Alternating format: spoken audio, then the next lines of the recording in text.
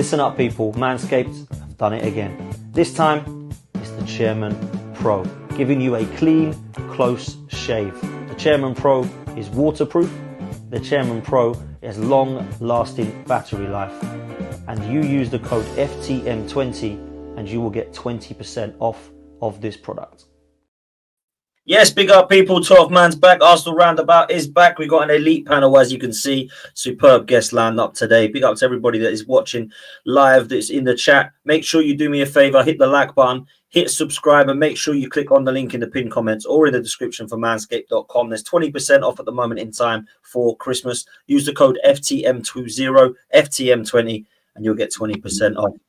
Jess. Wow, it's been too long. I haven't spoken to you for at least a couple of hours, but it has been long since I see you on this channel. How are you, darling? You all right? I'm good. I'm happy we're talking during a good moment. So, yeah, let's do this. Yeah, absolutely. It's definitely good to get you on now because the last couple of streams have been a little bit lit because there's been, well, it hasn't been too fun to be an Arsenal fan. But last couple of games certainly has. Big up to Brandon, big up to Kenny, and big up to Igal. We should have Mo Salah joining us in a little while. I don't quite know where he is at the moment. Apologies if my audio is off. I'm having problems with my mic. I don't know what's going on, but hopefully you can hear me. It's not going to be me talking too much tonight anyway because it's going to be you guys. I'm going to start with Igal, because Liverpool are cooking, and in the last couple of games, Arsenal are cooking. Manchester City are definitely not cooking. So without me asking you questions, I just want to know what's happening with Igal right now, because for me, you're definitely one who's believing still as a Gooner. You have, however, said that if Arteta does finish below slot, then it will be a sackable offence. And it looks like Manchester City are falling off, and they are certainly the ones that are capitalising. So where are you right now as an Arsenal fan, with Liverpool and City in the mix as well? Hey, if I'm not mistaken, I wasn't talking about the Champions League table, was I? I was talking about the Premier League table. You was? So at this moment in time, we've only played, 12 games? Everyone needs to relax. Yes, Liverpool have won 10 out of their 12, but to win at that rate for the remainder of the season is ridiculous. It's not going to happen. They're going to come down to earth slightly. They've had everything kind of going their way, and they are playing very well defensively, offensively. Give them credit, but they haven't faced the same level of adversity that we have when it comes to the injuries, when it comes to the red cards, when it comes to the difficulty in schedule that we've had. And with the favorable schedule and a good start to the season, let's see how they continue. I don't think things are going to stay the same. I think there is going to be a shakeup, and the title race is going to get interesting. It just might be that Man City might not be the team that does that this year, and it could be Arsenal. And I do expect us to go on a run. I do expect us to play well for the next couple of games at least. And if Liverpool do drop points to Everton, Man City, or Tottenham or anything like that, Newcastle, we're going to have to pounce. And it's not the end. Let's be honest. We've seen bigger leads be overturned in Premier League history. 9 points is not ridiculous, especially when you have, 26 games remaining. Yeah, listen, there's a lot of games remaining. I said this to Jess earlier, and it was actually something that Carragher said. If I said to you, with 25 games to go, Arsenal start on -9, who's winning the league? Would you put your money on Arsenal? Probably not. That's the problem we've got now. It's playing catch up. And I'm not saying that we're not playing well enough to catch them up, because the last couple of games impressed me, which is what we're going to be talking about tonight. The last couple of years, we've seen Man City lose a lead to Liverpool. We've seen Liverpool lose leads. We've seen Arsenal lose several leads. Last year alone, Liverpool had a 5-point gap on us. Not only did we catch up to them, we finished 7 points ahead of them. So it's not out of the realm of possibility. Let's stop making it seem like everything is doom and gloom. It's not. We're playing better. We're getting on the up and ups, and all we can do is control our own results and look over to the other people and be like, hey, hopefully they drop points somewhere. I mean, look, I don't want to start off on a negative, because we've been brilliant in the last couple of games, particularly last night. I look back at now, I honestly believe that is the best away performance we've seen in the Champions League since 2006 against Real Madrid at the Bernabeu and 2003 at the San Siro in Milan. I actually don't think there's any other games that stand out as much as this one. And people might laugh because Inter Milan and Real Madrid are better than Sporting Lisbon, but Sporting Lisbon were 18 months without losing. They've got one of the informed strikers at the moment that is absolutely destroying teams. And I don't quite know how much more he has to do to get the respect of fans, because there's so many people that get right on my nerves by like, oh, he only done it in the Championship. Calm down. It's only Portugal. Oh, the Champions League was only penalties, and he's doing it for Sweden. So's Isak. It's easy. Man, just accept this guy is on fire. And people that don't want Gyokeres now at Arsenal because Saliba and Gabriel ate him up. Well, they ate Haaland up a few weeks ago at Man City. Like, let's just be real. He is a top quality player. It's crazy. Kenny, I want to come to you on the same questions, because Arsenal are looking like they've picked themselves up. I want to ask if you think we're back. And I want to ask you what you say to the people, Arsenal fans, that haven't respected Liverpool up to now. Because after beating Real Madrid now, I've got to be real, man. They're serious. Liverpool are a serious team. It's just got to be said. Liverpool are serious. No one ever writes Liverpool off, or except for present company. But let's face it, everyone talks about Liverpool's easy run. Let's not forget we lost to Bournemouth and Newcastle, teams that are outside the top six. So we're not exactly, like I said, did well when we had alleged easy games. Brighton at home, we weren't that great, especially when we went down to 10 men. In fact, we played a better football against teams, in the top six. Have better performance than Man City away for most of that first half. We played out this well. Liverpool at home for 75 minutes, played out this well. Tottenham made it look easy. So, this season, by the last two games, we've raised our games against the teams, like the Aston Villas away, Tottenham's away, Liverpool at home, Man City. It's the alleged smaller clubs that we've had problems with. So, it works in different ways. In terms of Liverpool, how can you write Liverpool off when they got that spot in Mo Salah, Van Dijk, Konate? You're writing them off, and they got probably the best number two in world football. I'm never going to write Liverpool off. Or Man City. Man City probably had the same problems that we had. They've got injuries. Ruben Diaz is out for a while. And a lot of their players, they have the forced players to come back from injury. So, look, it's, as Igal says, and I do agree with him one thing, it is only 12 games, but don't look long term. Just take one game at a time, seriously, and see where it gets you. Because Christmas period is when, because of the games coming thick and fast, that's when, teams tend to drop points, us included. So we'll know more around probably the big, middle of February. Who's going to be challenging. But right now, let's just win our games and see where it takes us, because we're 9 points ahead. As the girl says, keep winning our games. As Liverpool drop points, we can pants. But right now, 9 points ahead. Yeah, let them be favourites. We just do our business quietly. Arsenal fans they've got too much of this. They shout too loud. Yeah, that's you, Igal. I mean, you, mate. You keep on giving it a large. Let's just calm ourselves down. Let's take one game at a time and see what the results get us, mate. Let's do our shouting when we win something. Love that, Kenny. Listen, before I come to Jess, Brandon, I've titled this "Are Arsenal Back?" because for me, it's too early to tell, but the early signs are pretty good, Brandon. Yeah, it's definitely too early to tell. Past couple of performances, no doubting about it. They've definitely improved. A lot of people will put that down to Martin Odegaard being back in the team. I don't think it's as simple as Martin Odegaard's back, so now all of a sudden Arsenal can play fluid attacking football. I think alongside Martin Odegaard being back in the team, the manager has also let the shackles off a little bit. He's also allowed us to attack more freely rather than be so robotic. I think he's also got his system right in terms of he's allowing the midfield to do what they're best at rather than asking them to do something that they're not good at. We haven't been shoehorning players in positions that don't necessarily suit them or are not their main position as well. Like an example would be Thomas Partey at right back. We haven't done that. And now you're starting to see improvement. Well, we did this last season. We started quite slowly and we gradually got better and better. So you could say that maybe this is Arsenal for the foreseeable now. But what I would say is, like Kenny just said, I think we've got to take it one game at a time. I agree with you, Dan. I think Liverpool look very serious right now. I don't think that they're going to go on a mad run I agree with Igal in this sense. I don't think they're going to go on a mad run and not lose games this season. And I think they've yet to face a bit of adversity. So it'll be interesting to see how they cope when they do eventually lose games. If, one loss turns into 2, 3, 4, etc., etc. But right now, I just think we have to concentrate on what we're doing. Forget about everything else. We're 9 points behind. All we could do is focus on ourselves and see where it takes us.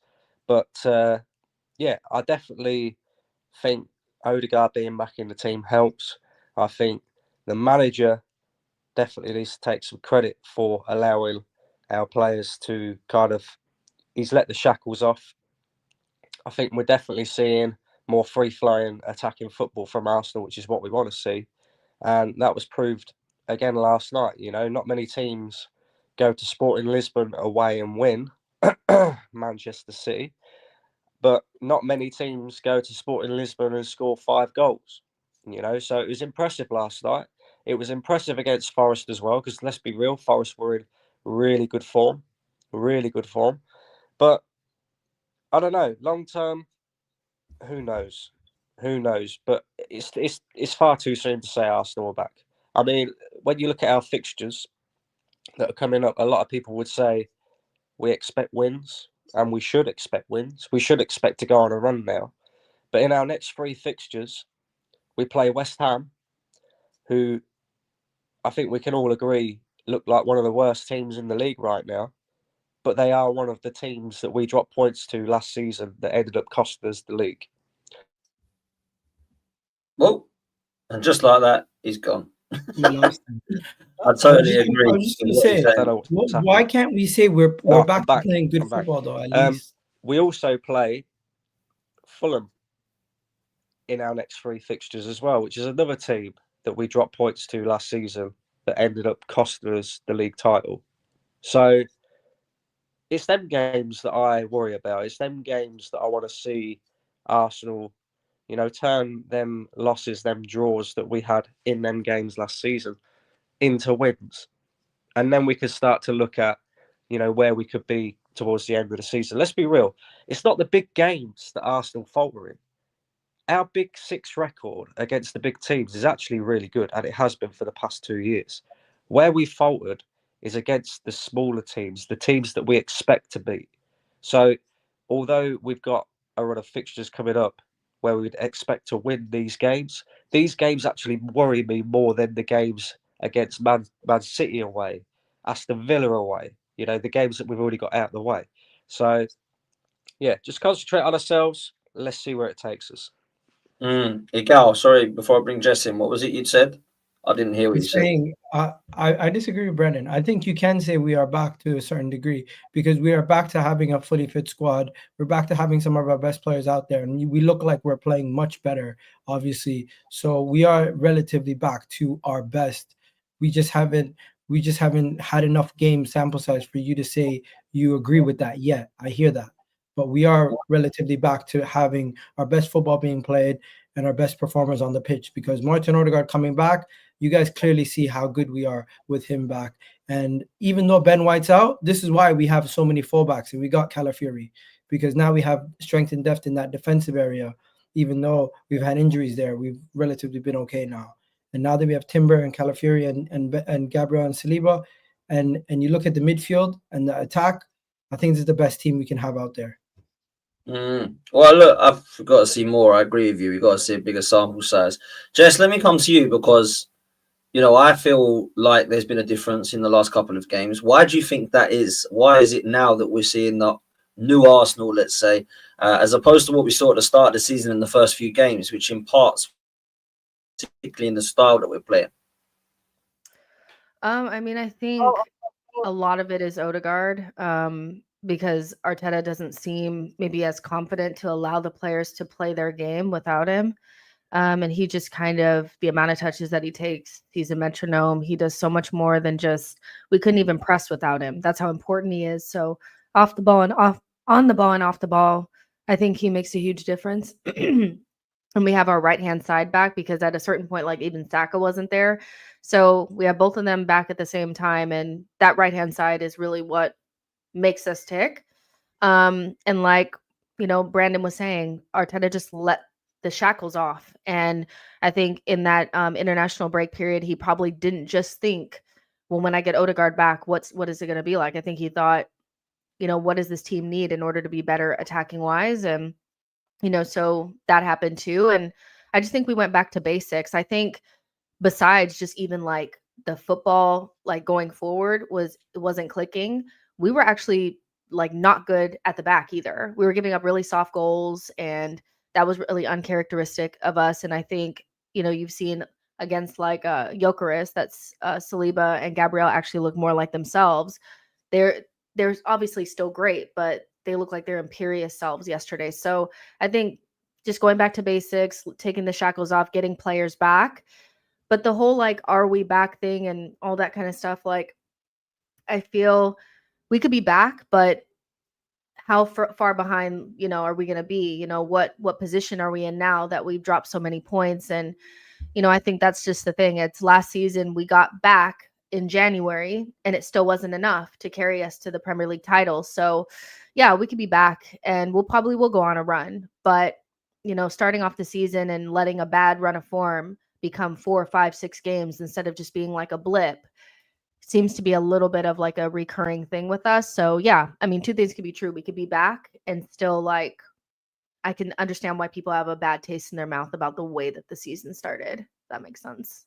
It does make sense, absolutely. And Salad, welcome to the show, my bro. I wanted to get you on tonight, man, because I know you're a Napoli fan, but you're a huge Arteta fan. So I thought it might throw a bit of balance, because usually we get Igal trying to go, oh my God, everyone's shouting at me about Arteta. And I thought, you know what, let's bring Mo on tonight, because I know you're a big Arteta fan, man. So why should the five of us be excited at the moment with what we're seeing in the last couple of games? Because I know you're a big fan of what Arteta's done at Arsenal, and I just wanted to get your thoughts perhaps on why that is, and also on what you've seen in the last couple of games against Forest and Sporting last night.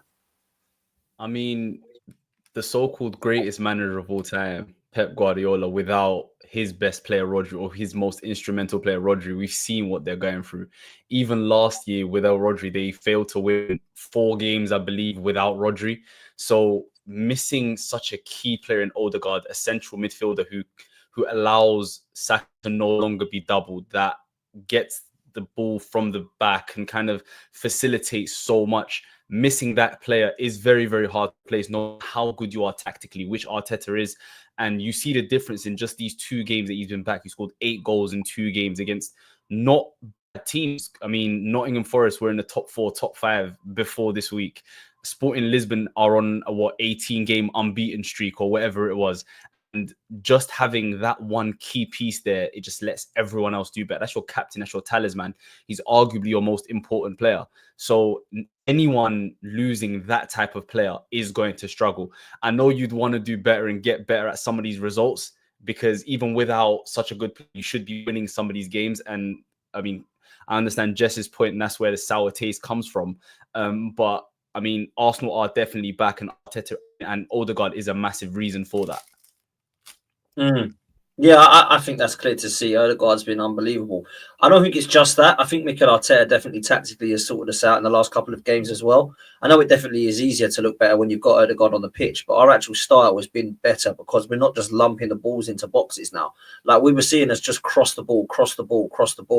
And it just wasn't working. Now that we've actually got it down and we're playing again, and we're playing in more of a attack-minded way, I think there's definitely elements as to why we've done that. And I wanted to first of all come to you, Kenny, on this, because I know you and I have spoken about this quite a lot. I think having Calafiori and Timber back playing together also makes a massive difference, because they're both very, very good with their feet. They can both get forward, interlink with the midfield. Calafiori with Martinelli on that side, Timber on this side. It just makes such a big difference, and that means Arsenal can attack you in so many different ways. They can control games at the back if they want to, because everyone's so comfortable with the ball. They can press high if they want to. It's just everything's just clicking for Arsenal right now, and it's because he's got all of these players available at his disposal. Also, it adds an element of unpredictability in our attack. We're not just using Bukayo Saka. We also have Martin Odegaard. We also have other players that can now carry the ball. And you also see it gets the better out of Thomas Partey, gets the better out of Rice. It just gets the better out of the whole team. And that right-hand side is so crucial, having all three of them ready to go, because they literally created everything in that game. Mate, our right-hand side has been on fire for the last couple of games. I have to say, one of the reasons is not just Odegaard, it's Timber, man. Timber has been incredible, man. Like, so good. And I don't think Ben White's getting back in this. I wanted to come to you on that. You know why? That's why you're smiling, right? Because you've been saying this for a while and you felt that he was our right back and the future right back. So talk to me, my bro. Who knew, mate? Who knew? When you guys were talking about Timber at left back, I was thinking, what? The guy only played at left back because Zinchenko was injured in pre-season. So glad you said that.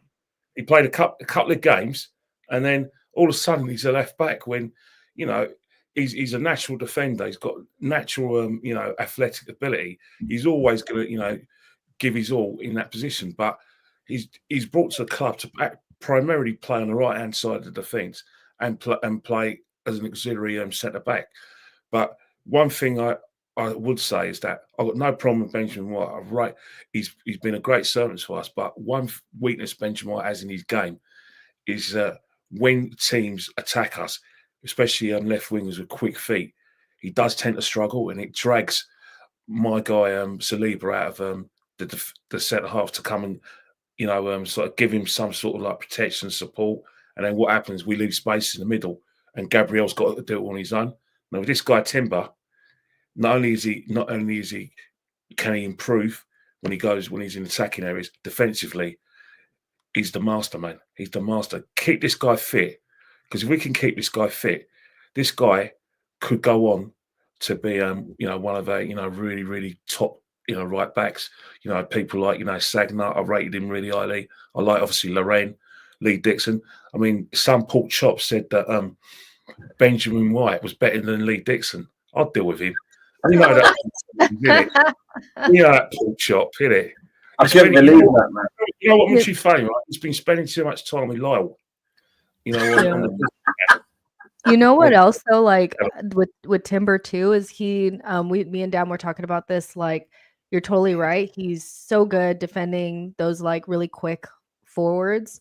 And that gives us something, and it helps Saliba, but it also helps Saka not have to help coming back, which was something that I feel like people were getting annoyed by, is that like it felt like Martinelli and Saka were almost like wing backs or fullbacks, the amount of defending that they were doing. And Timber can be by himself. He doesn't need protection. Where recent versions of Ben, he needs a little bit extra help. So that allows us to be more attacking. Like, Timber just has so much to his game. He just has so much to his game. And I'm so glad he doesn't have to play on the left anymore, because he was good there, but he's so much better on the right. Timber is probably our most underrated player at this moment in time. When you look at just everything he brings to the game on the ball, the comfortability he has, the attacking prowess, the man-to-man defending, and his versatility. He can play center back, he can play left back, he can play right back, he could even drift into midfield from those positions. And it's just like, if we used to speak about Ben White being very underrated, I think Ben White now gets the credit that he deserves. But Timber just is showing exactly why we signed him. And if this guy was available last year, boy, it might have been a different story. Yeah, does anyone actually think Ben White is better than Timber at right back? Because like I hate to be like making out that this is like, oh, let's all now just brush aside Ben White, but isn't it just quite clear to see with your eyes? Because I love Ben White. He's one of my favourites. I love the shithousery. I love how good he's been for us and how pivotal he's been. But I think Timber takes us to another level, right now. Yeah, I think what's going to happen is Ben White's going to get the Ramsdale treatment. I think that's what's going to happen. Ben White will. He will. He'll be gone. Why is it the first thing you have to do is go to the extreme, Brendan? It's not like, why is it? Why? What? 1 second. You're one person who screams for squad depth and improving the squad. And the moment we have squad depth and we've improved the squad, it's he's Ramsdale now. What the hell are you doing, Brendan? You got that. This is where you've got to understand your manager, mate. Because Aaron Ramsdale is a much better keeper than Norbert fucking Neto, right? But we didn't keep Aaron Ramsdale. We sold I mean, it. goalkeeping's a bit different though, because there's only one goalkeeper's position. different. It's a little It's bit not different. different. And Ramsdale not. has made it clear plenty of times that Ramsdale just wants to play football. He doesn't care where he's playing it at. Do you know what I'm trying to say? So And that's a very different situation. Okay, does anybody think? Yeah, but context doesn't matter. Arteta's the problem, right? No. Does anybody? I never said that. Does anybody think that Ben White is going to happily sit on the bench? Because I don't. I actually think Ben White is very chill, and I think he'll be happy here. Oh, so that's what I think Arsenal are going to play 60 games a year, and when you're as versatile as people forget, Ben White's a centre back. When he was playing for Brighton, he was a centre back. Do you know what I'm trying to say? So he can cover Saliba, he can cover Gabriel, he's going to cover Timber. Arsenal are going to play 60 games this season. Ben White's going to start 25, 30 games a year. That's literally the meaning of squad depth. I mean, Man City have Akanji, Nathan Ake, Gvardiol, Diaz. I mean, that's what you need at the top level. You need all of these defenders and all of these solid starting level players. Mo, I don't disagree with you, my friend. This isn't me saying we need to sell Ben White. I know Arsenal Football Club, mate. I know that now you're going to start to see Arsenal become self-sustaining again. Can we? Okay, maybe with the attackers that is an assumption. Wait, but can I ask a question? Maybe with the attackers and the midfielders, Arteta's not selling his defenders, bro. He's worked so hard to assemble these guys as, bro, he's not touching those defenders, bro. He's got the perfect set of defenders. He's not. When do you think this is going to happen? I'm just because I'm asking because you have Kivior, Zinchenko, and Tomiyasu that are like in the defender ranks or whatever are way further down than Ben White, and we only have 2 right backs. So like, even if you're saying like what you're saying is true, that Ben White eventually won't be like excited about being on the bench, the likelihood of that being anytime soon doesn't make sense to me personally, just because even if he is unhappy, you got other guys that are like, I mean, we're talking guys that aren't even really in the picture at all. So I don't think we need to be worried about Ben White, to be honest. I mean, if he wants to leave in 2 seasons, we'll deal with it then. But now, like, I think it's fine. I take that point. You're right. There are players in defensive positions that need to leave the football club before Ben White. Yeah, 100%. I take that. You know, and I do. I personally, I would keep Ben White regardless of whether he's starting or whether he's sitting on the bench, because as you've rightly pointed out, squad depth is important. But how long is he going to be happy to sit on the bench when he's played a vital part in Arsenal almost winning the league for the past 2 years? Also, yeah, we all know what's coming with the football club. We all know it. Yeah, but Agal, you look. What do you know, Brendan? Agal, you look like that. Yeah. Look at how much we spent in the summer. But look at how much Liverpool spent. They're top of the league. Is that relevant? That this football club is going in the same direction that it did under Arsene Wenger. I'm telling you now. All the signs you have no evidence. You are using previous ownership groups where we had 2 owners. You're using previous historical evidence that has nothing to do with this current team, this current manager, and the current people running the club. Everything has changed from back then to now. So you basically saying that we're going to go back to the old days.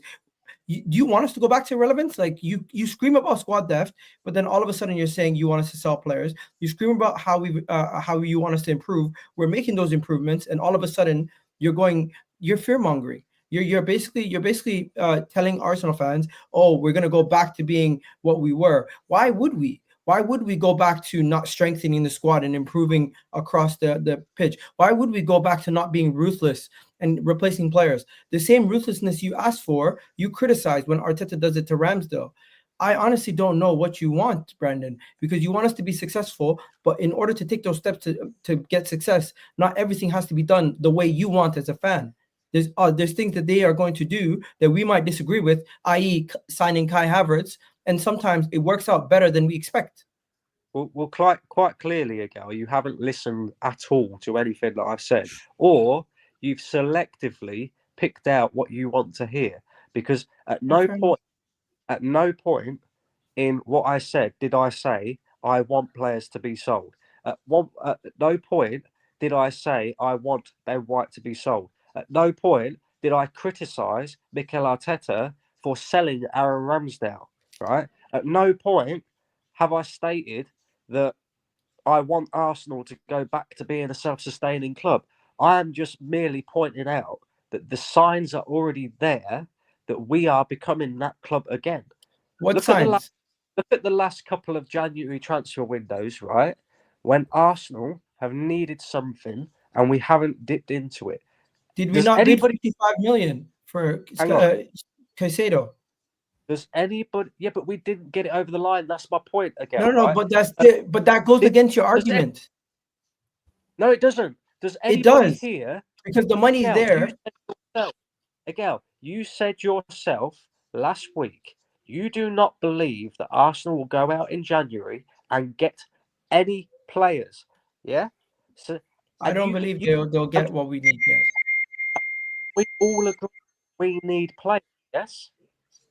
I know, but I also think that we can find internal solutions. The thing that you're doing is you are judging Arsenal's future solely on transfers. Liverpool won the league without making any transfers, for example. They're currently top of the table without any transfers. You can improve as a team internally by players getting better, tactics changing, and you finding new ways to play better. Now, I don't think everything is doom and gloom, and I don't think I misheard you. I'm simply stating the fact that you're saying we're going back to our old days. There's no evidence to state that we're going back to anything. The only evidence we have currently is that Arteta has been slowly trying to improve the squad wherever he can, and if he can't get a striker, he's gonna go get another left back who fits his style. If he can't get a midfielder which is going to be Odegaard backup, he's gonna get a left-sided midfielder to help improve the starting 11. We've always tried to improve the starting 11 every summer. And in January, yes, we might not spend a ridiculous amount of money,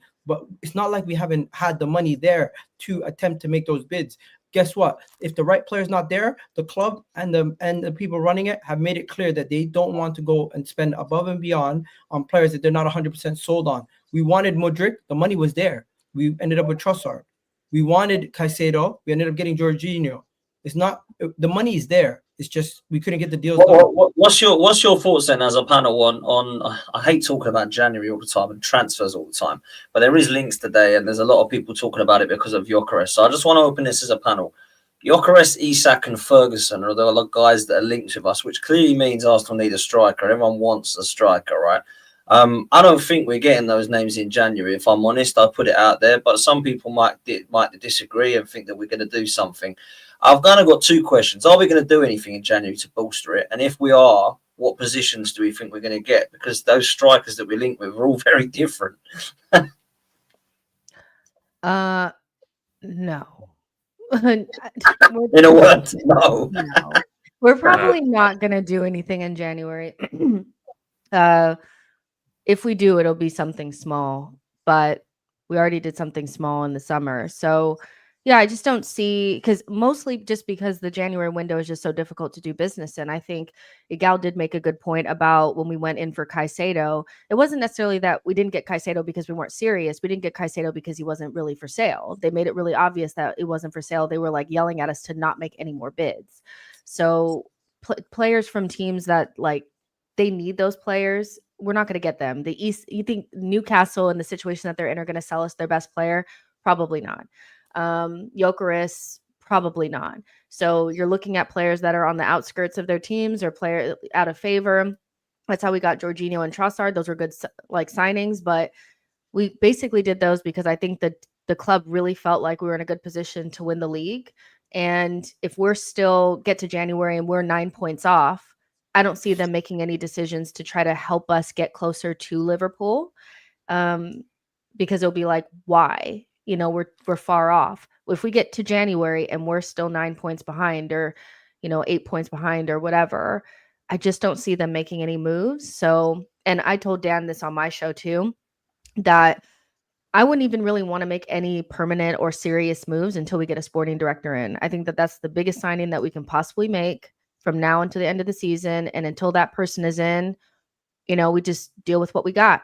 You had the summer window to make it shake and you brought Sterling on the last day, deal with what you got, I don't know, but I don't know if you guys think you see us doing anything. Maybe they have something up their sleeve, but that's not how Arsenal operate. I don't think anyone does anything in January, unless you're going to stupid like Chelsea and going to pay triple what people are worth in January. Teams don't, as Jess so eloquently said, all these mid-table teams don't really want to sell good players in January, because a team like Brighton is probably 9th, 10th, saying, oh, maybe we can get Conference League football. And that's going to massively increase their income. So unless someone's going to like 150 million for Enzo Fernandez, 100 million for Munich and all these type of things, yeah, if you want to be ridiculous, but Arsenal aren't that club. Arsenal are a well thought out club. And if you can get a player like Trossard going to make it, or a player like Jorginho who's won it all and can add experience and give you a few minutes, then cool. But I don't think Arsenal are going to get someone that's going to make a massive impact in January. They could, like a Trossard from January till the end of the season did make an impact. He contributed a few goals here and there, but no one really makes these big signings in January. And them not doing that shouldn't be an indictment on Arsenal's plans or ambitions. That's just how the market is. No team, no matter how good or big they are, make signing in January. It just never happens. So that shouldn't indicate Arsenal going backwards or what Arsenal's plans are for the future or anything like that. Just common sense. Teams don't do it. Okay, why shouldn't it be an indictment? Why shouldn't it be an indictment?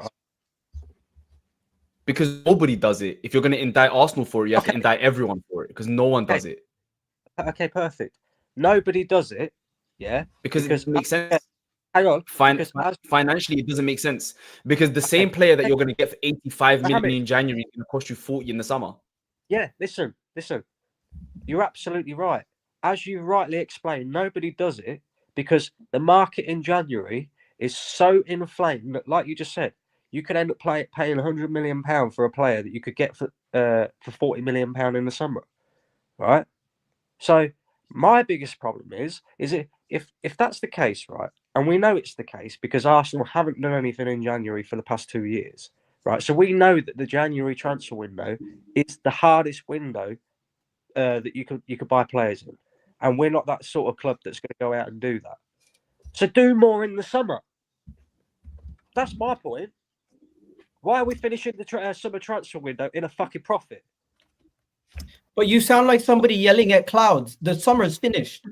Yeah, that's what I'm saying. That's literally what I was about to say, bro.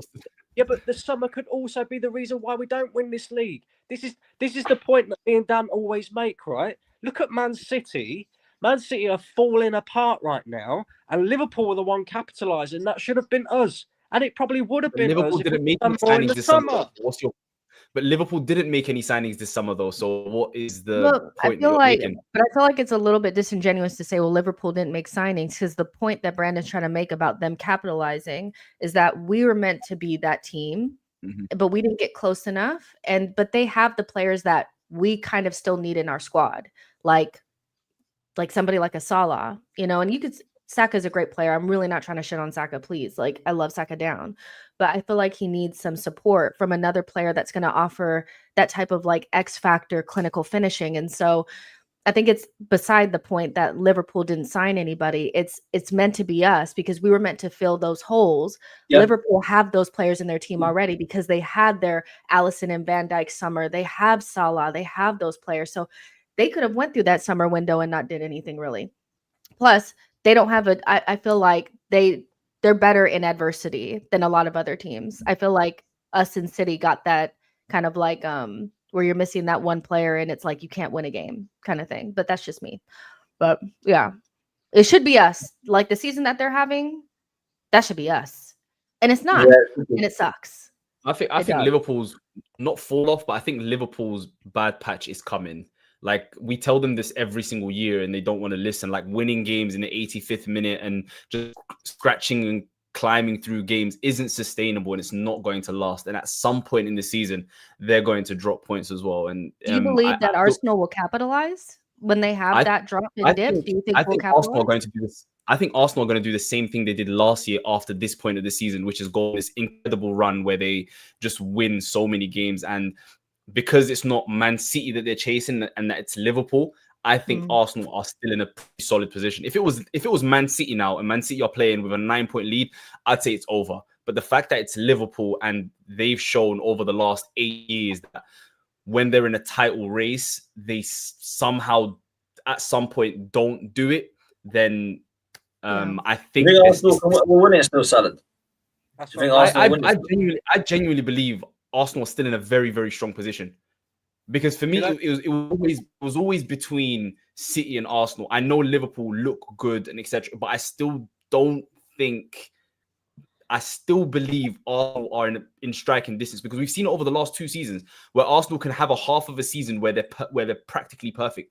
Last year, from January until the second half of the season, 19 games, Arsenal dropped 4 points. One was away at the Etihad, and one was the Aston Villa game. Like, that is as perfect as you can get. I don't think there's ever been a half season that good ever. So Arsenal have shown they can do that now. If they can repeat that, I think Liverpool will drop points.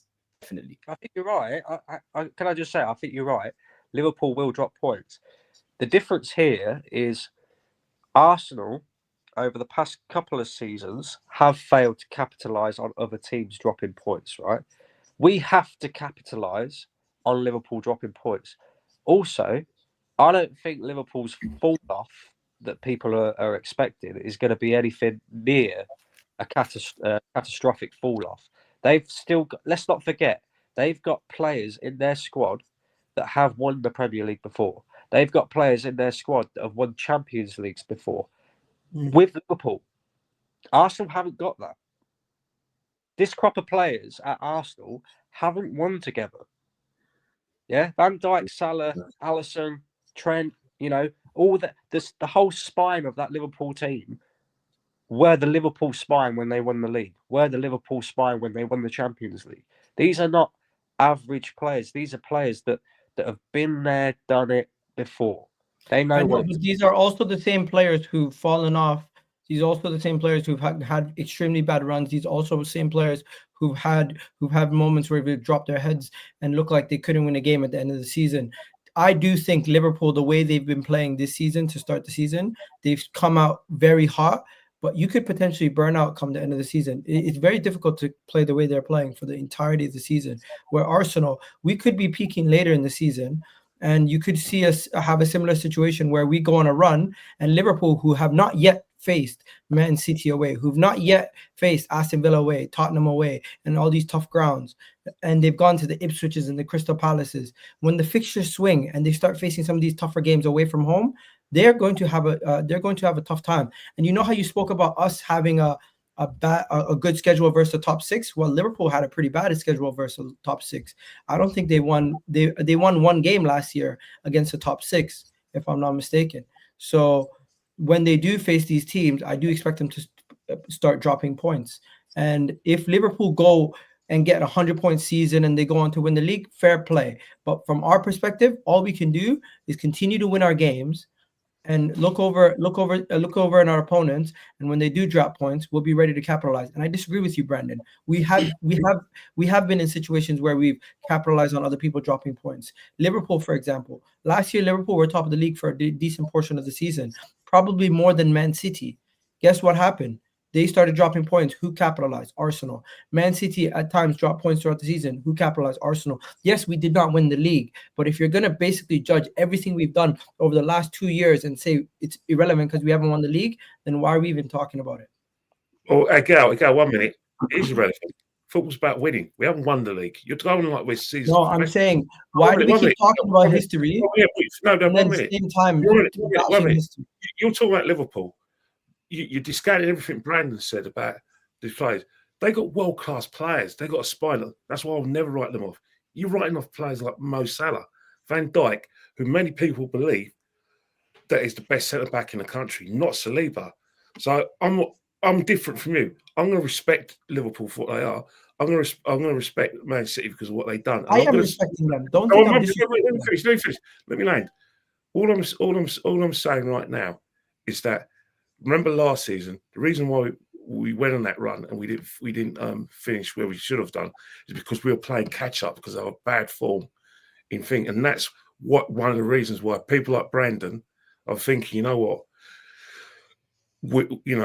this could happen again. Because remember, we're 9 points ahead. I'm not saying Liverpool are going to go on this major run. I hope they fail, but right now, all I'm saying, let's just take one game at a time. Let's not write anyone off. let's just make sure that instead of like celebrate as much as we like over the last 2 games, let's not forget West Ham away, concentrate on West Ham, and after West Ham, it's 1 game at a time. All these things we're doing, you can't get your crystal ball out until maybe into the business side of championship rounds. Right now, it's 1 game at a time. But writing off Liverpool, I think it's ludicrous to expect them to drop points. We don't know if they're going to drop points. One thing is, everyone's going to drop points, bro. Yeah, maybe everyone's. But the other day, I'm not going to discount a team that has won more major trophies than us in the last 5 years. I'm not going to say a team that's won a league more recently than us, or a team that's been in more Champions League finals that we can dream of in the most recent times. I'm just going to say, look, they are where they are. Let's just concentrate on ourselves. But for me, I'm not writing off Liverpool yet. I don't think I'm writing off Liverpool. I'm just simply stating the facts that are in front of us. They have a new manager. They've started off 10 wins out of 12. What's to say that's going to continue? We don't know that. We don't know. History's going to tell you that they're going to come down to earth based on the fact that they've started and won 80% of their games. That is ridiculous rate to continue. But 5 years ago when they won the title, they were in like similar form. They didn't come. Yeah, but they dropped off at the end of the season because they already were so far ahead. The league was already won. The league was already won when they dropped off. It was already won when they dropped off. I understand, but also we're not factoring they have a new manager. I'm not writing them off. I'm simply stating reasonable reasons why. Reasonable reasons why. Because let's be honest, Kenny, he's got that spine to work with. Plus, he's slightly changed the way they play from a defensive point of view, especially when they haven't had the ball. That have made them more difficult to beat. There's none of this. No. But simply stating that they're going to drop points just like everybody else is not ridiculous. Baby, but I'm not. Maybe you think they're going to go undefeated? I don't know, but I don't think there's going to be I hope there's a drop off, a massive drop off, but I don't expect it. But if it happens, I just want us to be in the form that we were last season. I feel like you don't want to be in this place though, where you're trying to hope a collapse or like a breakdown is going to happen. I feel like we're already at the point in November where we're like, when are they going to break down? Yeah, I think Ken is right, where we just kind of have to like focus on ourselves 1 game at a time. We just got into decent form, by the way. Like this is our first win in the Premier League in like 4 games. So I think it's just a little bit too early. Let's look and see where we're at after Christmas, because that's usually when people really start looking at stuff. And then we'll see where we're at. We could have closed the gap a little bit by then, but talking about January transfer window, bringing a striker in and Liverpool potential collapse, that's not a place that we should really be. We're looking ahead. We are looking ahead, yeah. And we discuss it. You know what a lot of people are forgetting? Let's not forget, this is a different, unique January window where we still got the Champions League. It's still ongoing. The last game is the 29th of January. I'd be shocked if any team in Europe, not just teams participating in the Champions League, but teams in the Conference League and Europa League, sell any players or buy anyone. But the players that we want, who are going to be, obviously Isak's not playing European football, but Newcastle won't settle us yet, but they may do. But if we're talking about Gyokeres, forget it. Let's not forget, we gave them a hammering, we gave them a shallacking. But when you look at their form overall this season of the Champions League, they still got a chance of getting at least the playoffs. So they're not selling to us. Him also, anyway. they're trying to win the league, Kenny. So they're probably that as well, 100%. But I think I don't know. We just have to go with what we got, because last season we were never going to make big signings because we didn't want to, break the FFP or the English FFP.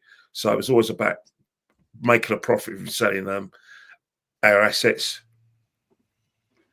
I think last summer was a sticky time for a lot of teams, because there was a lot of teams that were trying to like balance the books, and like very, very few teams were able to spend without selling massively.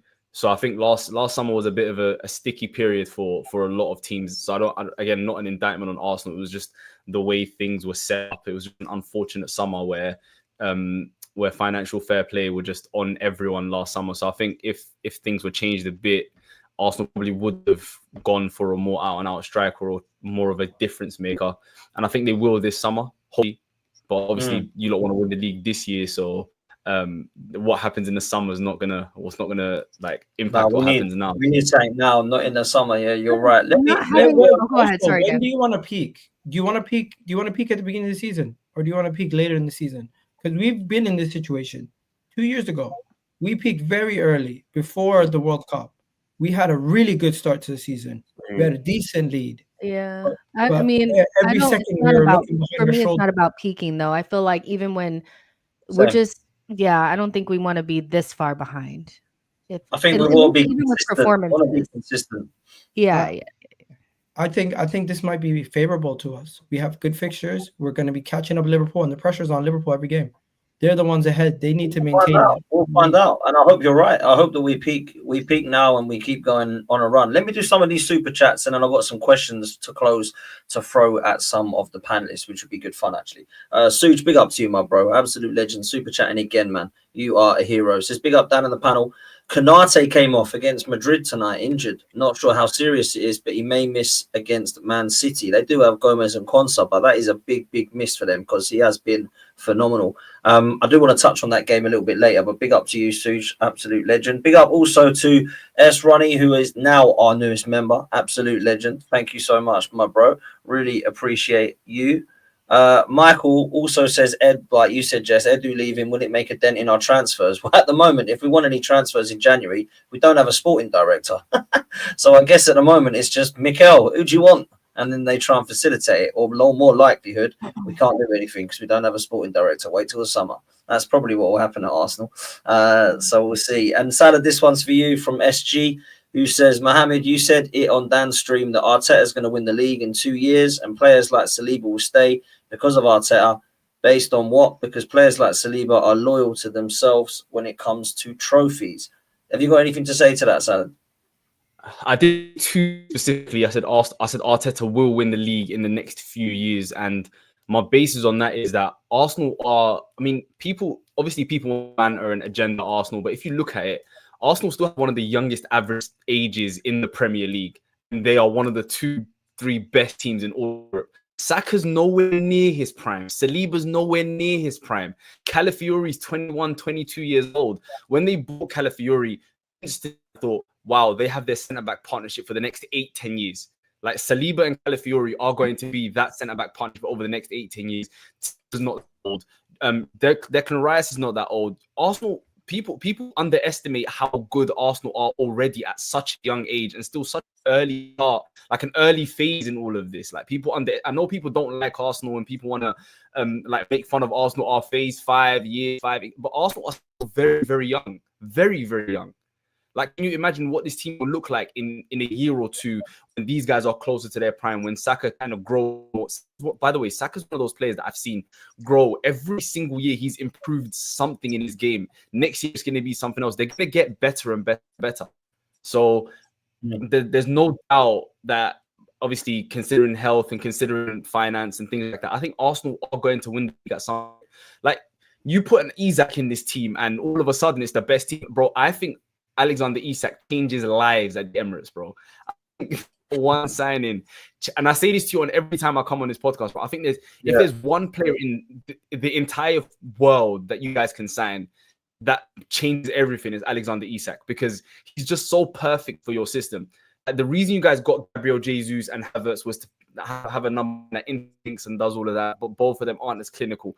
Isak can do everything perfectly. He's a great finisher. He can run in behind if you need him to. He's fast. He can just change your lives. But anyway, that's a conversation for another day. No, I love that though, man. I'm on the Isak hype as well. I've been like there for a while, man. You're Gyokeres. Rafael into there, and then all of a sudden, you're Gyokeres, man. We spent half a show last week talking about Gyokeres. What's changed?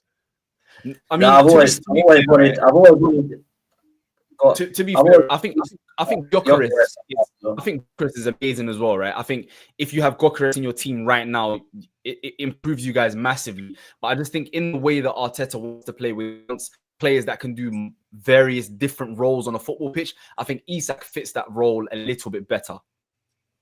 Well, he seems to favour Sesko over both players anyway. That's the only players that he's actively gone for, to be honest. Only because it was a cheap opportunity, Kenny. Because say. you had an opportunity to get him for like, what was it, 45? Yeah, but no, yeah, maybe. But I've never. Normally, when Arsenal go for a player, you know, the club would leak some sort of news. Like when he went, we knew Calafiori was coming to the club because the club made it known that's the player after. We, you know, Declan Rice for him started pretty early before we even got him. That's how much we really want him. I think when Arsenal really go for a player aggressively, the whole world knows about it. You know, Casado, Mudryk. I haven't seen any evidence of any links with Gyokeres. I've just seen maybe that's by design. No, not the way this club acts. Why not? Why would we want our transfer targets open? Miguel, the club don't do anything different. We've seen genuine evidence. You may say that we're secretly going Gyokeres, but there's no evidence of it.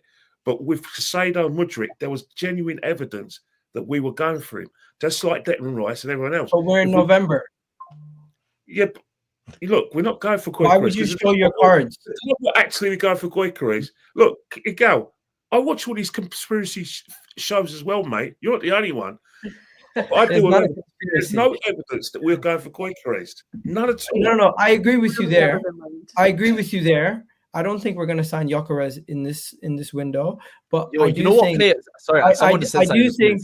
do think even if we are going to sign somebody, none of you are going to know who it is. The club. I just saw someone mention in the comments real quick. There is someone that probably is available for you guys in January that elevates you guys up front. Robert, are you an Arsenal fan? No, I'm not.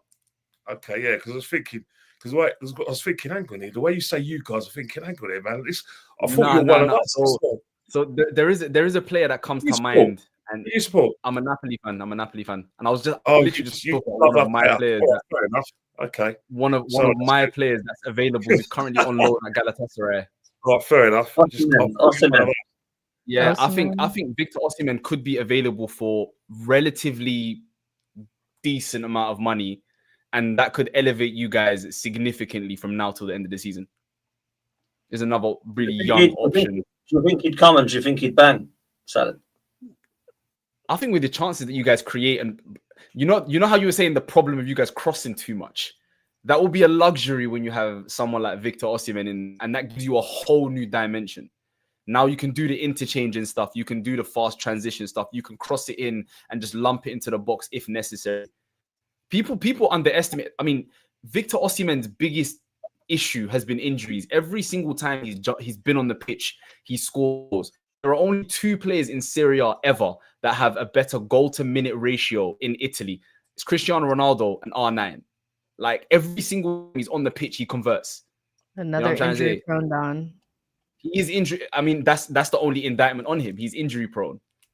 So also, is Arteta about that life? Like, is he because like Osimhen, he gives kind of like I don't want to say like he has like an attitude or whatever, but you know, there's like the narrative that Arteta doesn't like big personalities. He gives big personality. Like, could you see Arteta actually go? You know, Arteta likes nice players. He likes nice guys. You know, I don't know. Let me throw this question to you then, Jess, because like it's not who you want. It's like what you think Arsenal might go for out of these guys. Do you think it would be a Gyokeres or an Isak, or do you think it would be a Ferguson or a Sesko? Man, I think Sesko is probably the player we'll go after. Yeah, his release clause hasn't changed. It's still in this coming summer will be 55 million, and you know, I just don't see them dropping Havertz.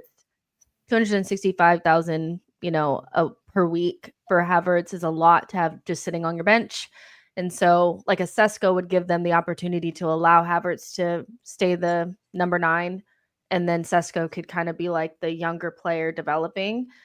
If Arsenal went out there and got somebody that was already ready-made and dropped Havertz, the way my jaw would drop on the floor. It's just not the way that I feel like we operate, but maybe they can change that. I actually agree with Ray. I think Arsenal striker is Havertz, if I'm honest, but we'll have to see what happens. Next question I'll throw to Kenny. What have we got here? Here we go. Do Liverpool have a stronger squad than Arsenal? I think know, their like options, their options outside of their first 11 are probably not as strong as ours, but their first 11 is stronger because they have 3 world-class players in it. So does that make sense? Like our Yeah. depth is probably a little bit better. Like they don't have 50 left backs like we do, but they have probably like, Salah and Trent and Van Dijk give them that extra little bit. So you can attribute whatever weight you want to those things, but I don't think there's much between it. I don't think that like they're light years ahead of us. I just think they have those world-class players that are like established world-class players, but I think our depth is better than what people make it out to seem, but I that's a question, that's a conversation for another day. I think it's close, personally. I think it's really Yeah. close. I think you're right. Their first 11, they've got more world-class players. I think the squad's quite similar when you look at what they've got to bring on after that 11 to what we've got to bring on from that 11. Certainly areas of the pitch, I think we're stronger, but I think it's pretty close, if I'm honest with you. You know what I think? Their front line is better than ours. Put me I hands mean, they've up. got options. And the options they have in They've got attack are options better up than ours. Defensively, I do like Konate, I do like Van Dijk, I do like Konza, and Bradley's grown on me as a right back. I won't say Arnold is a good player. Midfield, I think we have the wood over them in the midfield. I think our midfield's better than theirs in terms of the balance that we can have, especially any midfield with Thomas Partey in it is top class. I mean, Thomas Partey is our best player, and then probably after that it's probably a toss up between Saka and Odegaard, but Thomas Partey is the brain of our team. Whilst I look at Liverpool, and I still think that midfield isn't the midfield of Fabinho, Henderson, and Wijnaldum, which I thought was top class. And then obviously they had options as well with Thiago Alcantara, who I think he's retired now. But I look at Liverpool, it's kind of same old, samey. They got a number 6, in Gravenberch, who's just only playing that position. I'm not too sure that's his position, but he's doing okay for now. McAllister, I think we got better midfielders at our club than McAllister. And in terms of Curtis Jones, he's got a run of games, but I would like to see another year of him for me to sort of look at him thinking, right, this is a top class player, but our midfield is second to none. But other areas, I think defensively, 50-50 between both sides. Attack, they're better than us. So I think I look at what you think our attack's better than Liverpool's. No. Defense. I think defensively. No, I think where you come. I think the depth that you have in defense is so much better than this. We got issues. Van Dijk, right? Sorry. Yeah. We got issues at left back. We got issues at left back where we haven't really got a left back because Kieran Tierney is nowhere. Even if he was fit, I can think their of issues are worse. Have you seen Robertson? Yeah, I know what you mean, but at least they're orthodox left backs. I'm talking about us. Kieran Tierney isn't Arteta's man. He doesn't want him in the side. Zinchenko works in 22-23, but played a diagonal ball over his head, especially when we play Liverpool. That's a goal, a certain goal. Salah just runs at the space, bang, goal for Liverpool. And then you've got Kivior's playing left back. He's not a left back. Calafiori is basically a better, centre half than a left back. He's just learning his game. But when you talk about our centre halves and Liverpool centre halves, obviously you talk about Saliba and Gabriel Magalhaes. But then again, Konate and Van Dijk ain't that bad. A right back, we've got a couple of good right backs, but Liverpool got some good right backs as well. That's why I'm torn defensively in both areas. But midfield, no debate. 100% Liverpool. Yeah. We better midfield than Liverpool's. I put my house on it.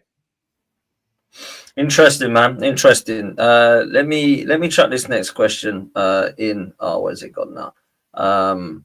Here we go. Last couple of games. Light bulb moment. Arteta likes light bulbs. And he had a light bulb moment. As Arteta realised Waneri needs to play more. We've seen in the last couple of games he started to use him a bit more. Gal, I'll start with you, man. I think he's using him as a spark off the bench because whenever he comes off the bench, he grabs the game by the scruff of the neck and kind of adds a little bit more forward thinking, a little bit more attacking prowess. And it's like at that point of the game, the guys have played 90 minutes. I think him and Trossard coming off the bench could be our super subs for the remainder of the season. And Ethan, he should have probably started more games or should have gotten more game time versus Bournemouth, Brighton, these games where Odegaard was injured versus Liverpool and stuff like that. Maybe he should have got a little bit more running in those games because I didn't think Trossard in the midfield worked as well as when Ethan came on later in those games. It made a difference. But yeah, Arteta can use him as a super sub, and in the case that Odegaard needs rest, he might be ready for the second half of the season to start a 90-minute match. But I do think he's easing him in, and he's protecting him from the unrealistic expectations that fans are going to set on him because he's our second highest goal scorer right now, and people are going to expect him to score a goal every game now that he scored a Premier League goal. Yeah, man. Like, I want to see him keep coming on. Every time he comes on, he lifts the crowd, man. He was phenomenal at the weekend, and you saw him come on. And every time he's coming on at the moment, he's delivering. So I want to be seeing it more and more often. Salad, I'm going to chuck this one to you as a neutral. Who do you think is Arsenal's most important player?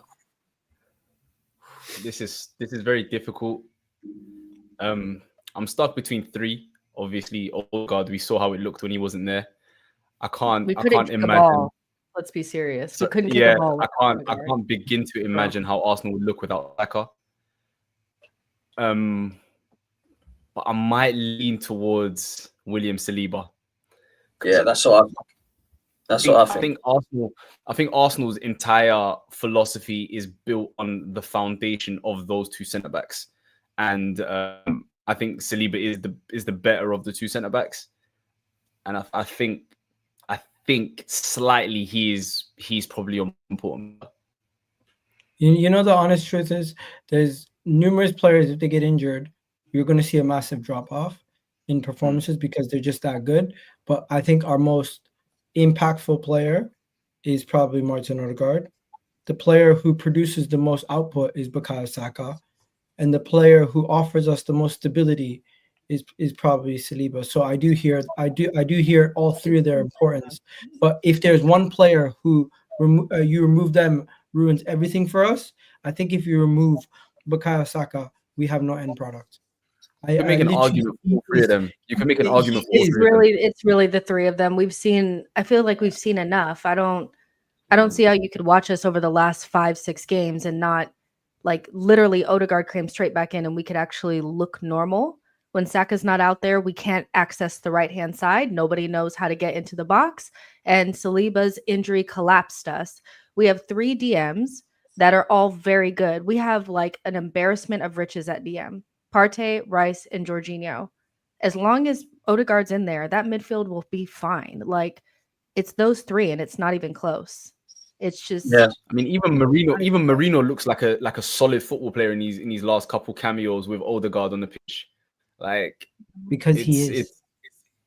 No. Don't get it twisted. I'm not. This is not me throwing shade at Marino. Like, it looked like he was struggling at first. As soon as Odegaard plays, he looks like a solid player again. The type of player that we saw make good cameos for Spain in the Euros, which is probably why you guys bought him. But yeah, Odegaard complements everyone, man. That's what it is. Odegaard complements everyone. He's a beautiful player to watch. The reason I would agree with Salah went with Saliba. The reason I asked this question, I got asked it earlier with Sophie, and I went for Saliba. And my kind of justification for that was we have adequate cover in pretty much all of. Sorry, we have cover in all of the areas. I don't think we have adequate cover in a number of positions. I actually don't think we have adequate cover in Saka's position still, and I don't think we have it in Saliba's. Saliba gets injured now. Not only do we miss him, we can't replace him with anybody. Who the hell plays there? Kivior? We got Ben White out. We got Tomiyasu nowhere near good enough. Timber have to play there. We'd have to try and play Calafiori right and Zinchenko left. It's a mess. So Saliba's our one player, man. Saliba is. When we got injured, we messed up. You know but you know what? Every team in the world is like this. Let's be honest. I'm not saying we're not an Arsenal thing alone, because Liverpool lose Mo Salah. That is 67% of their goal involvements. Liverpool lose Van Dijk. That is their rock in the back. That's their captain. Yeah. You know what I mean? And you know the most craziest thing? We don't speak about the fact that Liverpool's most important player in their midfield is a young player in Ryan Gravenberch, or I don't even know how old he is now, but he just seems young to me at this point. If he can maintain that level for the remainder of the season also, that's unproven. you go to Man City, we already know Rodri, they're Rodri FC. We know Kevin De Bruyne, and we know Erling Haaland. Outside of that, as much as everyone rates Phil Foden, Bernardo Silva, let's be honest, they're not the big three. You rate Phil Foden. No, I don't. You rate Phil Foden. Who's weak? No, I'm saying Bro, the guy was voted PFA Player of the Year and Premier League Player of the Year. PR, yeah, semantics, English tax. There's bare things that go into that. But carry on. No, but my main point is you take one of anybody's top 3 players out of their team, they're gonna. Bro, you saw Real Madrid today without Vinicius Junior, bro. Like Vinicius Junior, Eden Militao, Tchouaméni don't play. All of Look at Barcelona without Yamal for one game. They look shocking, bro. So I saw tweets the other day of people saying, so this is so Arteta without Odegaard, is that what we're doing? I'm like, take the best player of any team out and look how they look. Like football's not a thing of how it was 15, 20 years ago, where there's a system, it's plug and play. You can take out one good player, put a not so good player, and you still look okay. Now football, there's not that many good players in football anymore. So now when you have these elite players, you take them out, and Guardiola, who's supposedly the greatest manager of all time, can't win a game, bro. They're winning 3-0 against Feyenoord with 15 minutes to go, and they bottled it without Rodri.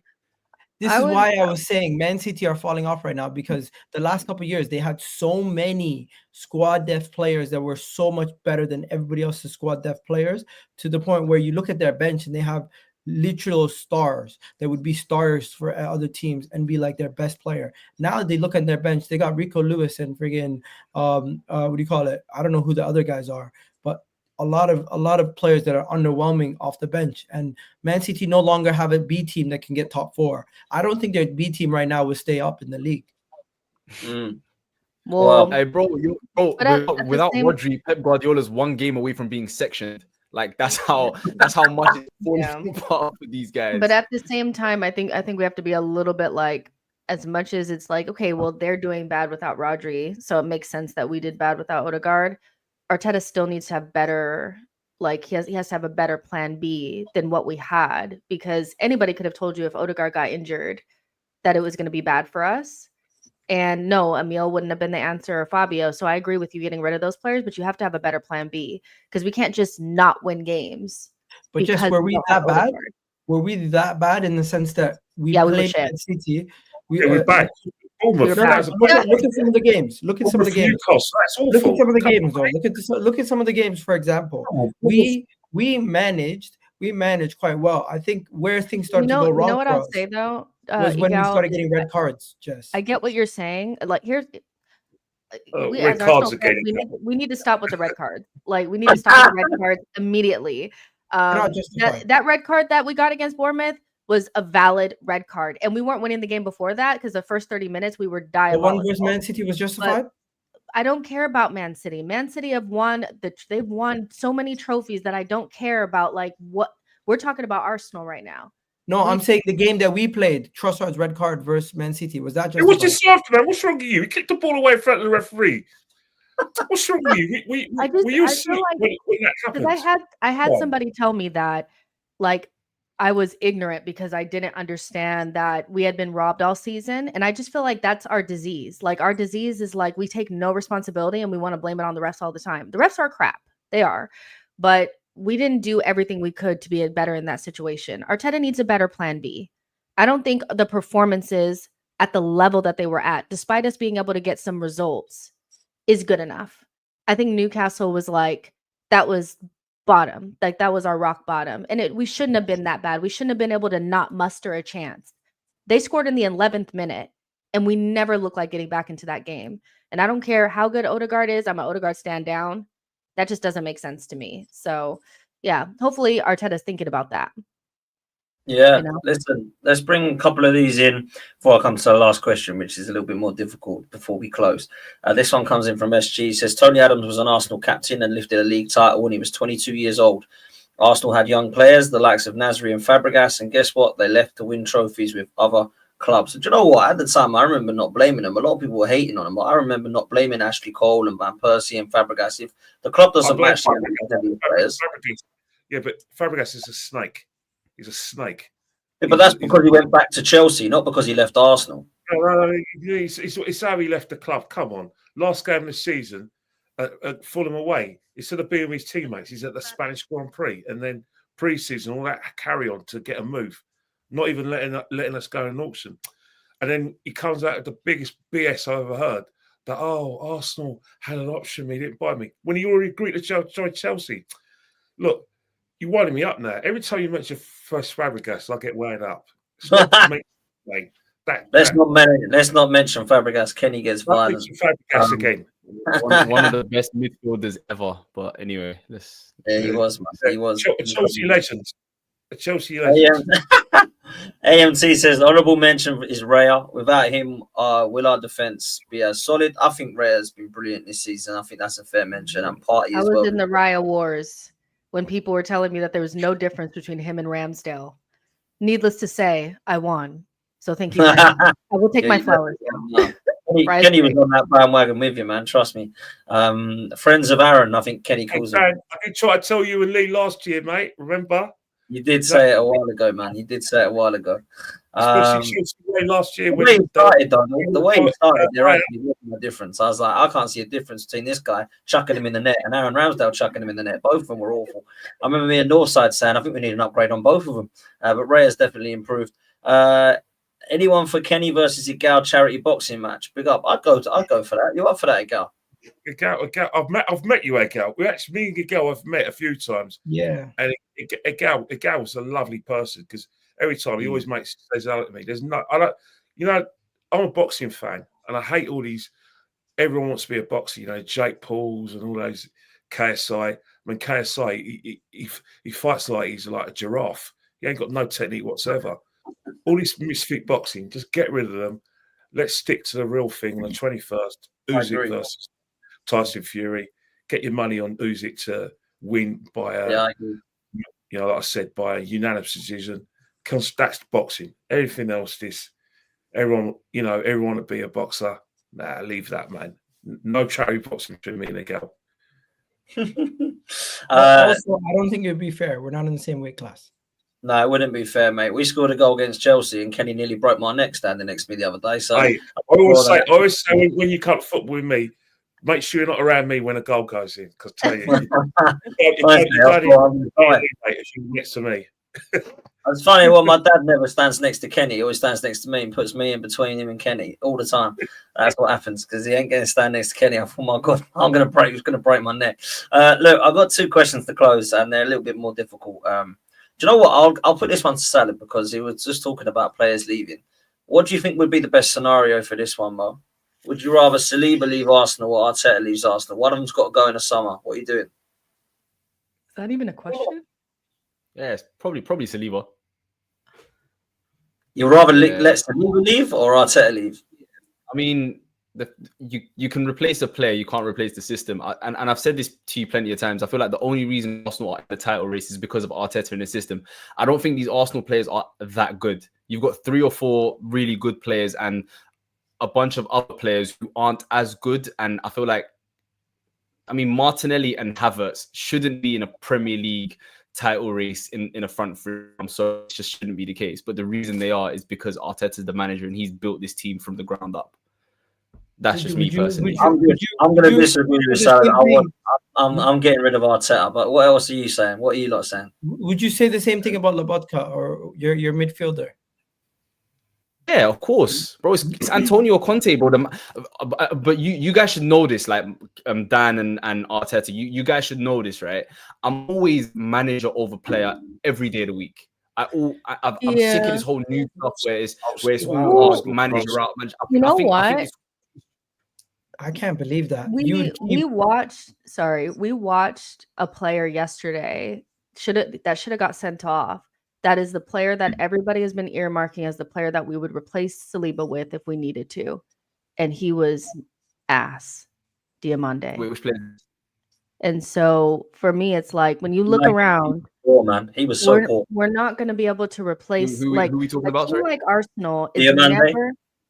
Okay. Team like Arsenal, as much as I love Arsenal down, but we're not going to be able to replace certain types of players with our recruitment. And, we don't have the vibes. So I'm kind of like, yeah, but listen, Arteta, he's done a really good job, but You're not going to replace Arteta either, though. Like, give me any name in the world that you can replace Arteta with, and you're in a better position now than you were with Arteta. But I feel like this is like a longer conversation for another day, because I feel like, of course. Like, and you're not Arsenal fan, but I do feel like a lot of Arsenal fans feel like there will, like, the whole thing will crumble down without him. I don't feel as strongly about it. I feel like there are other managers that with the same amount of money and the same amount of time could have gotten us close to a title race with the players that we have. So, yeah, because it's not like he's won the Premier League or he's won anything really outside of the FA Cup. So we're talking about somebody that's won like one FA Cup in the 5 years that he's been here. The idea that that's not replaceable in any way, and I should give up Saliba, it just don't sit right. It doesn't sit right. I mean, to be fair, Saliba's Real Madrid bound in about 2 years anyway, so. Yeah, it probably is. We'll see what happens there. I mean, Look, he's French. the one thing I do disagree with, Salim, you tell me now. He's got Galactico written all over him.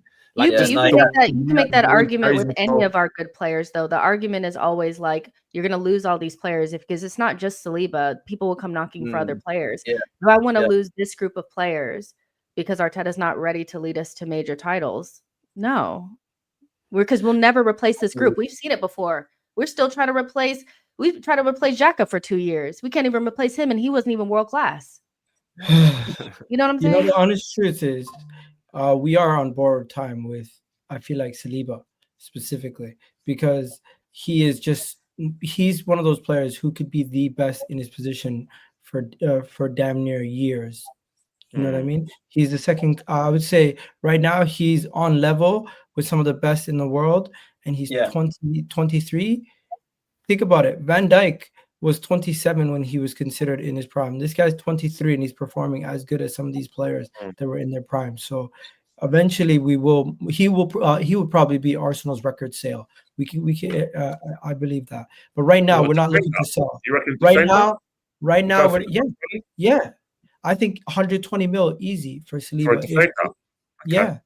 No, don't forget, Gavardio went for 80 mil. We've seen Kepa go for 72 mil. With market value going up, Saliba is easily going to be our first 100 million plus sale. Now, that's even with a year remaining, in my opinion. I don't know if he re-signs a new deal with us, but one thing I do hope we do as a club, though, we try to capitalize, because nothing's guaranteed in this world. Right now, we are one of the teams that are looking to win this league. In 2 years' time, we could be back to not even looking close to that. So we need to capitalize while the iron's hot. And this is kind of another reason why everyone's so desperate for us to win. It's been 20 plus years, 21 plus years, and we just need to get that one league title under our belt again. Because I do believe once we get that one league title back under our belt, we rid that stench of not winning for 20 years, and the confidence comes back, and you can now be a little bit more ambitious and believe a little bit more because you've gotten that major over your. You haven't said who would you prefer to leave. You just skated around. I personally would prefer Arteta to leave over Saliba. Really? Yeah. Okay. Well, because I believe that we need to keep this team together as much as possible, and I don't trust our recruitment to find anyone near the level of William Saliba. I agree wholeheartedly. You know, I'm feeling Mikel. Alan, you're looking at it from the outside. I'll tell you right now. Our recruitment is not our recruitment. It will take us decades to find somebody as good as Saliba. No, that's why, as I said, it's probably because I'm not a fan of your club and I don't know the inner workings of the club, etc., etc. So I'm just from the outside looking in, and my general view on football is like a good manager over a good player every day of the week, personally. So because I think Arteta, if he was to leave Arsenal, he's getting snapped up tomorrow. I know how much he probably will. Okay. Has he got like the currency behind him, like trophies for you? Like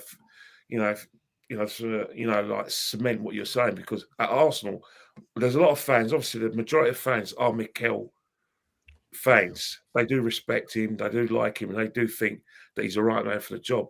But there's an undercurrent of feeling that the longer we go go without winning any silverware, let alone winning the league, there is going to be an undercurrent thing where people are going to say, you know what, maybe Mikel's taken his club as far as he can, and maybe he may need a big name with all the foundations that Mikel has left to say, right, this man could take us to a different level and win us at times. It happens in football. I mean, look at Chelsea when the Mourinho went there. I always talk about Ranieri leaving all those great players, but he didn't know how to take them over the line. Jose went there, the same players, took them over the line. Maybe Arteta, obviously, could be that manager where he's done everything he can, but those big moments, he can't win us those big moments. That's what it is for me, is getting across the line. Like Salah said, you name any manager, but I would rather put this team that's trying to get across the line in front of some other managers than Arteta. That's just my opinion. A lot of people disagree and think he's great and he's going to get us across the line. At the same time, I feel like it's unfair to judge him on the currency of trophies, considering where he took Arsenal from. Like, he had to disassemble that entire team. Listen, to get us challenging, he's done a great job. Yeah, to get us challenging, he's done a great job. But I don't want to be challenging. I was already doing that under Wenger for 20 years. I want to get across the line. So this was all great to get us back to where we were 20 years ago. But now it's time to deliver. Do you know what I'm saying? So for me, it's time to deliver now. My Wi-Fi is moving mad, by the way. So apologies if I keep cutting out. This last question, I'm going to what's coming.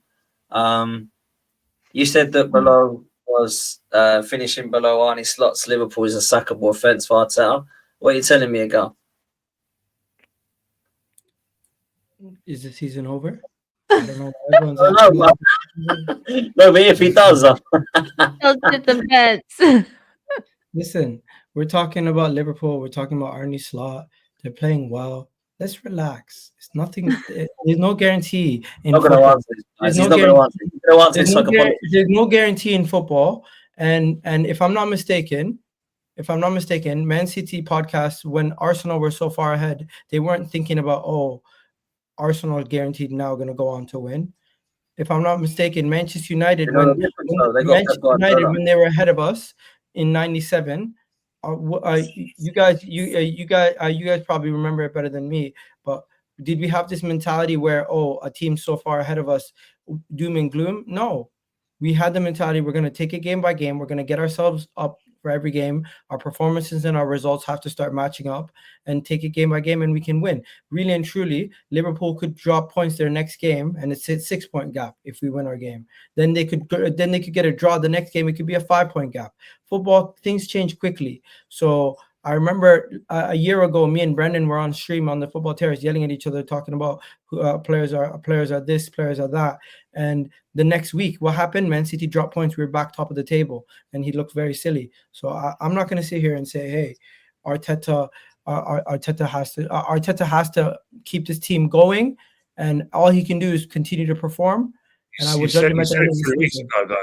I would judge him at the No, I'm not wavering. 1 second, Ken. We got I'm not changing. 1 second. I've not changed my tune at all. Arsenal, Arteta will be sacked. I know you're a very good politician, and I can see past that politician, bit of skullduggery. You said 3 weeks ago that if Mikel Arteta finished below Arnie Slot, or let's put it in the order that it should go in, if Liverpool finished above Arsenal or won the league, Mikel Arteta should get the sack on the basis that we're better than Liverpool and that Liverpool should never finish above us, that only City should finish above us. It's on tape. I've got the tapes to prove it. And you know what, Kenny, we will still finish above them, and I believe that. So I haven't changed my tune. As for Arnie Slot in Liverpool, I'm seeing the cracks. I see the cracks. Okay. It didn't look too bad tonight against Real Madrid, but okay, fair play. If you see the cracks. Real Madrid, did you see Real Madrid versus Barcelona? No, I didn't. No, I haven't seen Real Madrid most of the year, to be honest, but I hear they've been crap, and they're looking at sacking Ancelotti. They got smacked 4-0. They got smacked 4-0 in their ground. They should be looking at sacking Mbappe. That's who if you're looking at sacking. No, yeah, man, he's been a flop. Guy's a top player, man. He's just Arsenal without Odegaard. Arsenal without Odegaard was the best team to play this season. Hey, I think sorry, Go on, Igal. Go on. Arsenal without Odegaard was Liverpool's best test this season, and we outplayed them for majority of the game. We should have won that game. Okay, look, I hope Igal's right, man. I hope Igal is right. And look, we are playing well at the moment, right? Some of this stream's been negative, I get it, but it's because of the start of the season and everyone's still down about the fact. I think actually people are jealous of where Liverpool are at. They might not be jealous of Liverpool as the football club in terms of, the players they've got and what it is out now. I think they've got brilliant players, but I do think that the position they're in, we should be there. They're like smashing the top of the Champions League group. They're in the competition still. They have a bigger problem than us, bro. They have a major problem. Which is what? Injuries. Mo Salah, Trent, Van Dijk, major distraction. I agree with that. None of them have their deals sorted. They could all be gone. And if this was Arsenal, oh my God, the amount of bullshit we would be hearing. I agree. Imagine if it might be in 2 years.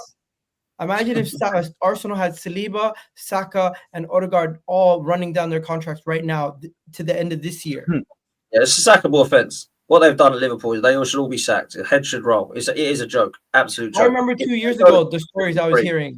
I remember a couple of years ago when Saka's contract was 2 years, Saliba was 2 years.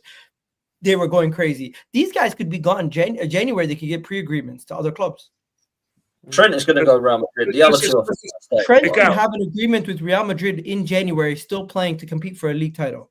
You know what, guys? Let's just hope before they leave, they don't leave the league title on the table. Yeah.